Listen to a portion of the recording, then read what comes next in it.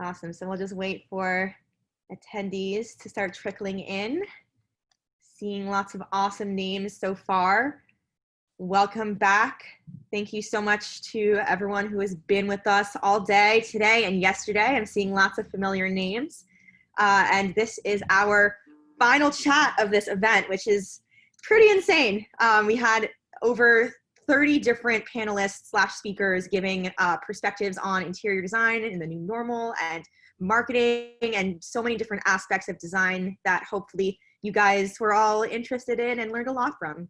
So for our final chat, we have the amazing Eric Dillman, who is the founder of Eric Dillman Designs, and he's built a phenomenal brand on Instagram with over 20,000 followers, which is a lot of followers. So today he's going to be showing you how you too can build an amazing community like that. So without further ado, Eric. Thank you so much, Zoe, and thank you to all of Foyr for allowing me to come on here and being the last speaker of this Foyr Talks. Let me get my PowerPoint up and we'll start up.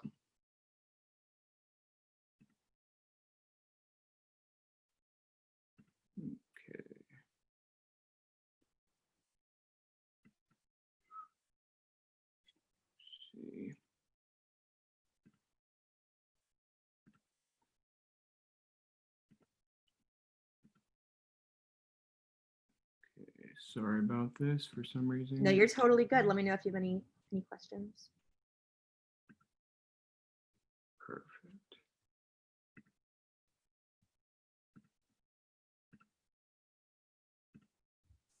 There we go. Perfect. Can you see that?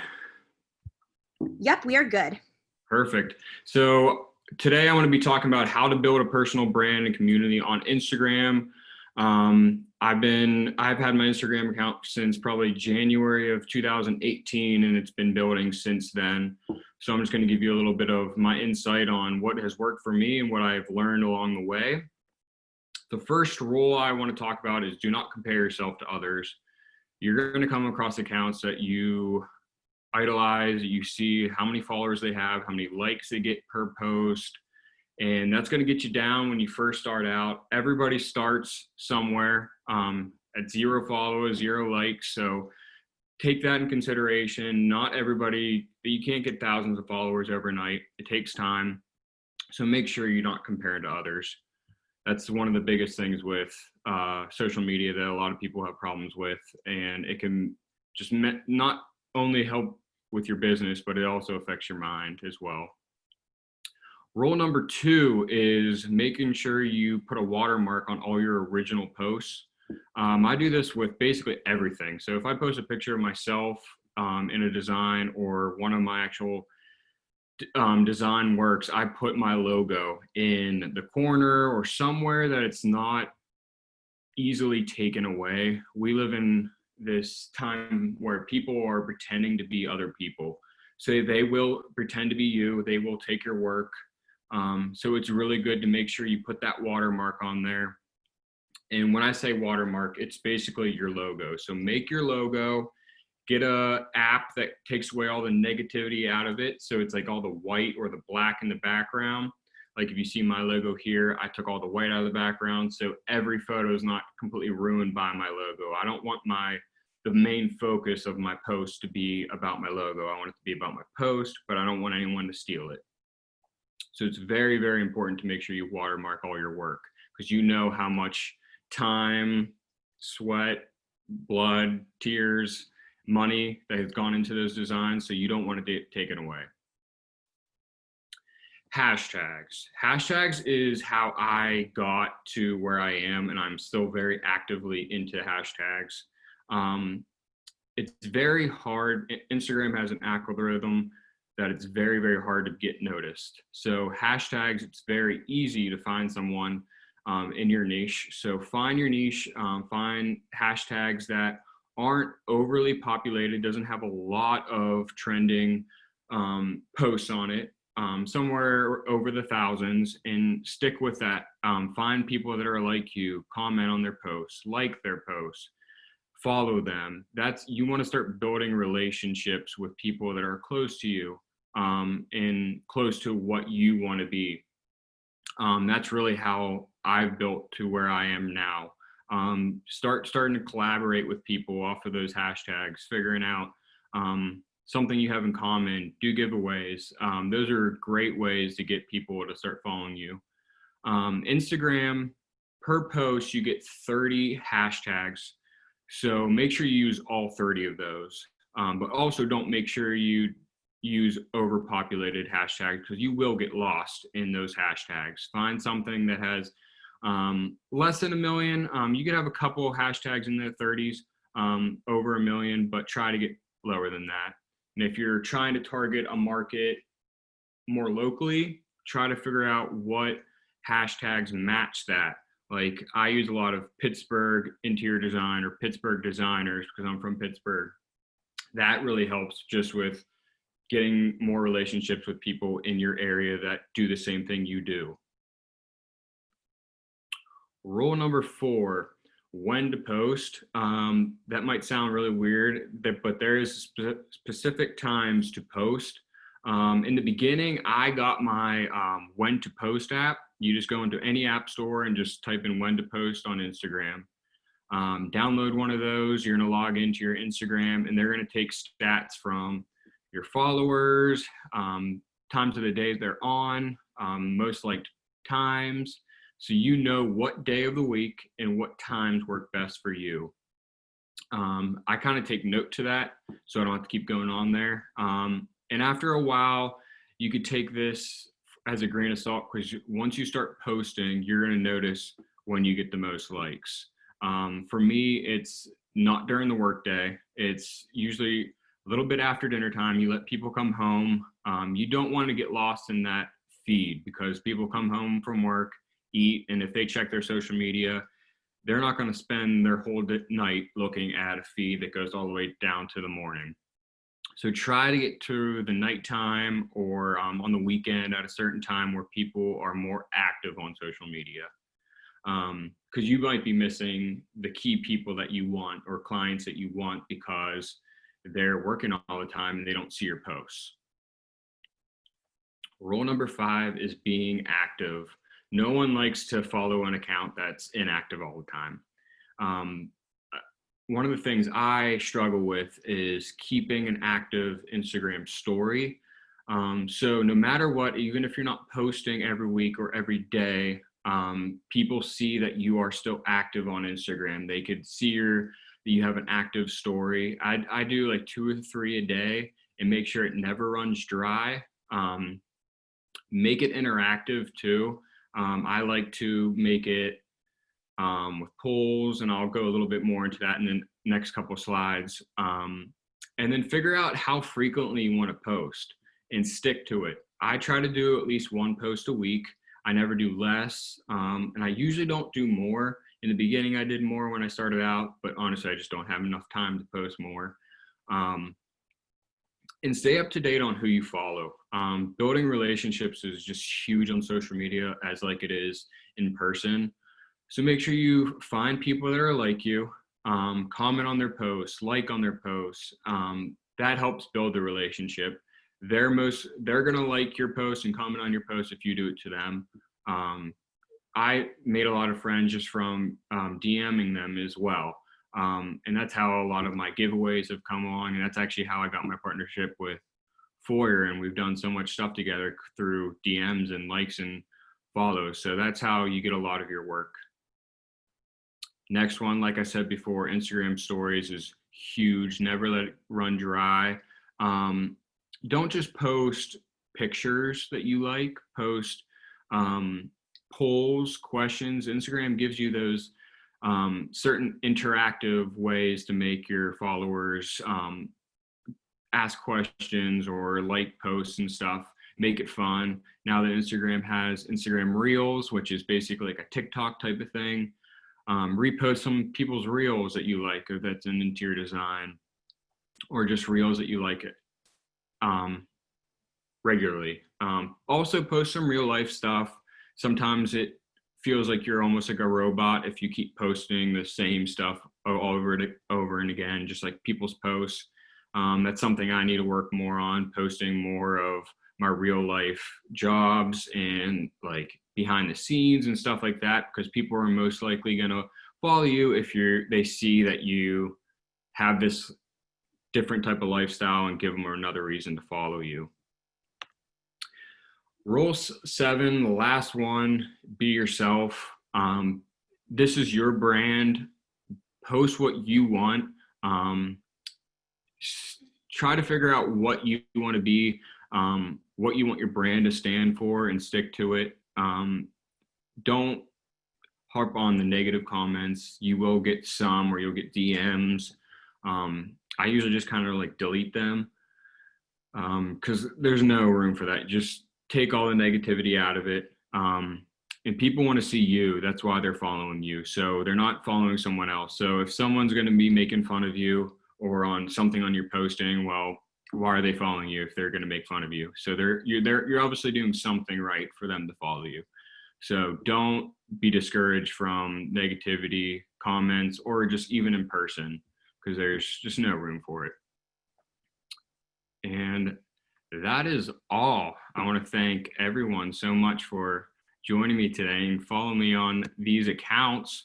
And thank you so much, Foyr, for allowing me to be the closing speaker tonight. It was awesome.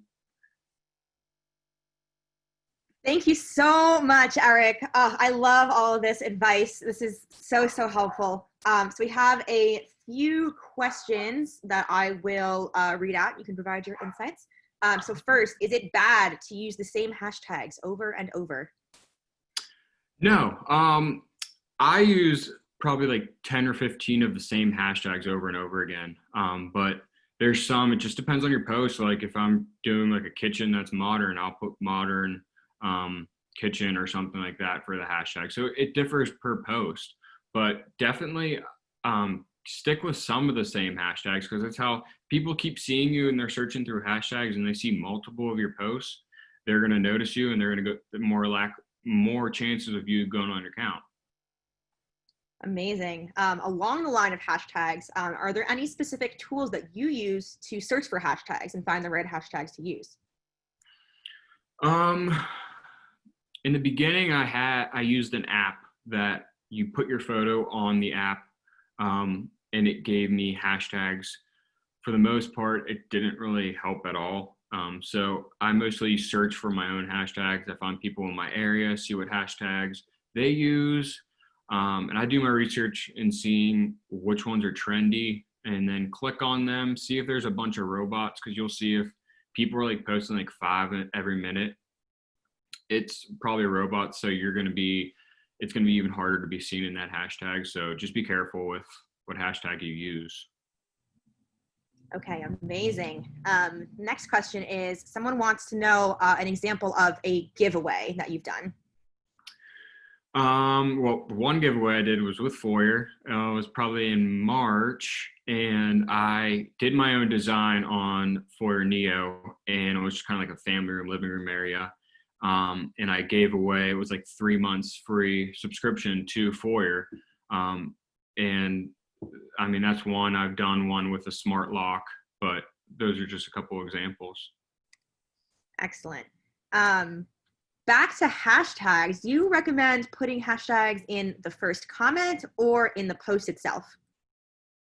I put it in the first comments because I have my accounts linked to Facebook and stuff.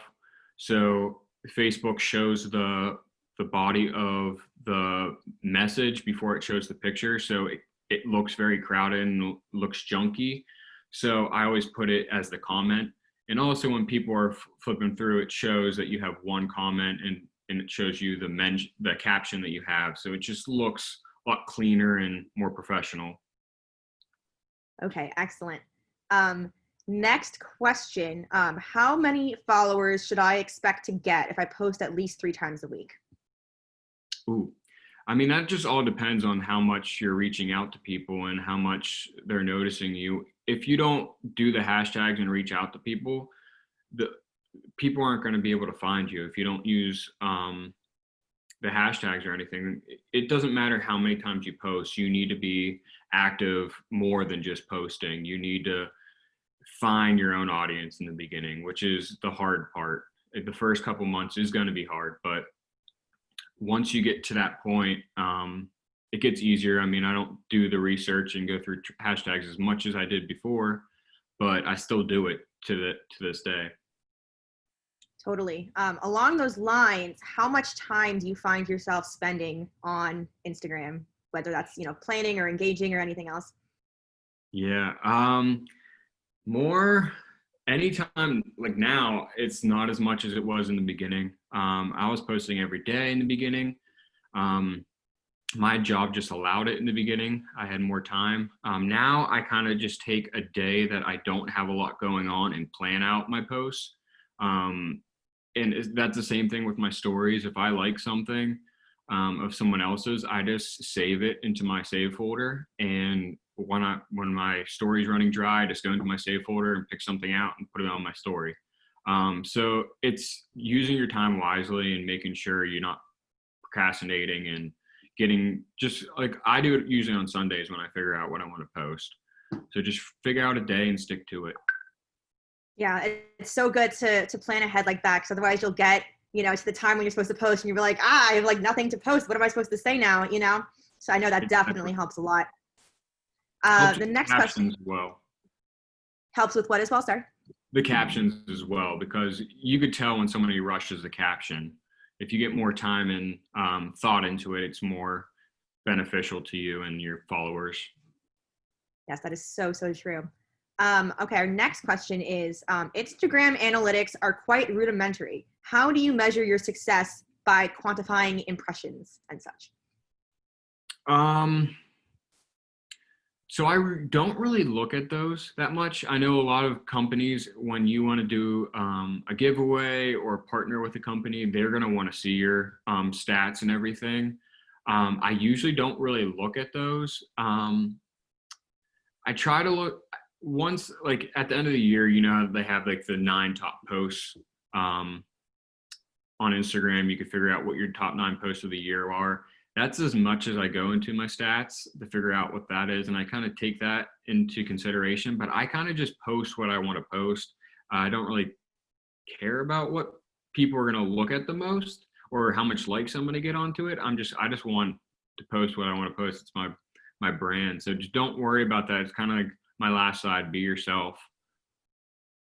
I love that. That's awesome.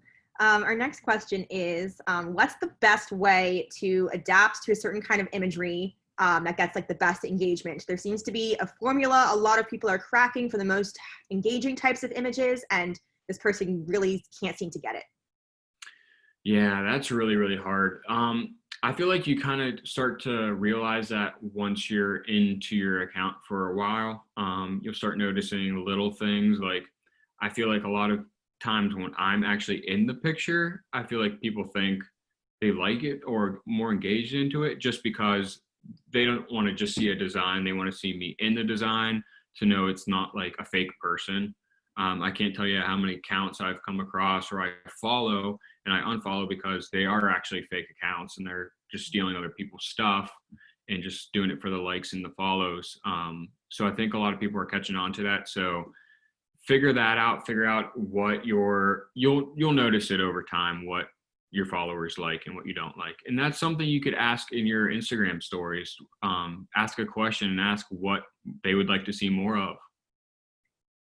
That's a great idea. I love when you involve your followers like that and kind of ask them what they want to see. That really adds like a special touch, I feel, to so many influencers and other people who are big on Instagram. Absolutely. It's huge. Next question is, have you had success with planner apps like Tailwind? And how do you come up with a calendar for posting? Any recommendations? No, I actually have never used one of those. I've thought about it just because there's sometimes in a week I just don't have time to even post for that week. So it'd be nice to have 2 or 3 on my drafts. But I know a lot of people that have used them, and it saves a lot of time. just sit down one day and plan out your next whole month or so. But a lot of this stuff that I've been posting, I don't really know about until like the week of, if a customer has me come take pictures, or just like even like this, what we're doing now, we don't know all the details like 2 months ahead of time. So you kind of just have to like go on a whim there and just kind of figure it out. But they do have a lot of benefits to them, definitely. So you just mentioned your drafts. Do you kind of utilize the drafts within Instagram a lot and have your photos like waiting there before you post? Yes. So I was better before. I used to have like 2 or 3 drafts at a time, but now I've been just getting like one at a time, or I'm just like getting so close at a time I'm posting. But yeah, that's like the best way to do it. Just plan it out and put it in your drafts. If you don't want one of those planner apps or something like that. Yeah, that's awesome. I will say from personal experience, be careful with drafts, because if you get like logged out of your account, or if your app gets deleted, then your drafts go away. So be wary.